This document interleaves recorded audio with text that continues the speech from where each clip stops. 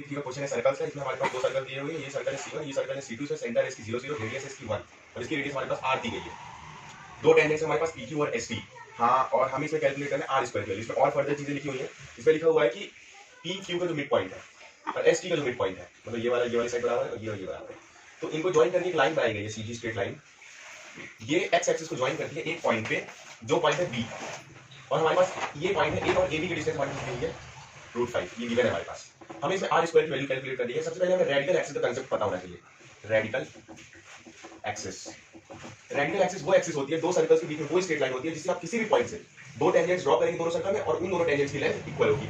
सिंगेज book अगर आपने solve करी होगी तो आपको इस रेडिकल एक्सिस के बारे में आइडिया होगा। सिंगेज बुक से डायरेक्ट क्वेश्चन जैसा है। तो ये इसका मतलब सीधी बात है कि इससे जो टेंजेंट्स ड्रॉ करी गई है वो इक्वल लेंथ की। तो इसका मतलब ये है कि रेडिकल एक्सिस है। रेडिकल एक्सिस कैलकुलेट करने का फार्मूला होता है S1 - S2, मतलब इस सर्कल की इक्वेशन और इस सर्कल की इक्वेशन दोनों को सब्ट्रैक्ट कर देंगे तो हमें रेडिकल एक्सिस की इक्वेशन मिल जाएगी। रेडिकल एक्सिस की इक्वेशन मिल जाएगी। अब हमें आगे कैलकुलेट करना है। तो सबसे पहले हम मान ले इस सर्कल की हम इक्वेशन लेंगे तो S1 मान ले, इसको मान लेता हूं, इस सर्कल को मान लेता हूं S1, इस सर्कल को मान लेता हूं S2। तो S1 की हमारे पास वैल्यू आएगी x² + y² = 1। सेंटर ऑरिजिन है। अब हमारे पास इसमें इसका सेंटर भी दिया हुआ है तो x - 4 का स्क्वायर + y - 1 का स्क्वायर = r²। इसकी रेडियस r मैंने मान ली। r की वैल्यू हमारे पास कहां से कहां रेंज कर रही है, 3 से लेकर 1 तक। अब हमें क्या करना है कि इन दोनों इक्वेशन को सब्ट्रैक्ट करना है ताकि हम रेडिकल एक्सिस की इक्वेशन निकाल सकें। तो हम पहले सॉल्व करेंगे। x² - 2ab + b² + y² - 2ab + b² - r² = 0।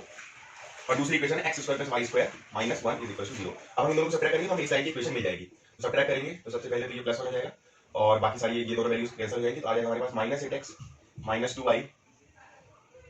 17 18 18 - r² = 0। हमारे पास इस लाइन की इक्वेशन आ चुकी है। जो हमारे पास पॉइंट B दिया हुआ है जो लाई करता है, तो ये लाई करता है x एक्सिस में, तो इसकी जो y कोऑर्डिनेट होगी वो 0 होगी। इसको मान लेते हैं x। इसकी डिस्टेंस हमारे पास AB की डिस्टेंस हमारे पास √5 दी हुई है, तो हम x की वैल्यू आसानी से कैलकुलेट कर सकते हैं। जो कैसे आएगी, x - 4 का स्क्वायर + 1 = 5। x - 4 का स्क्वायर की वैल्यू आएगी 4, x - 4 की दो वैल्यूज आ रही है +-2।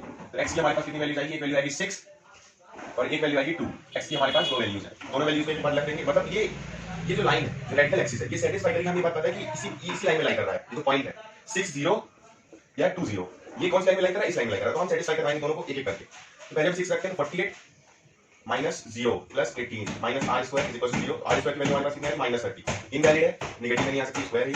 अब हम एक वैल्यू रखेंगे 2 0, तो करेंगे 16 हो जाएगी, 18 हो जाएगी, = r² आएगी, तो हमारे पास r² की वैल्यू आ जाएगी 2। इस क्वेश्चन का सही आंसर है 2।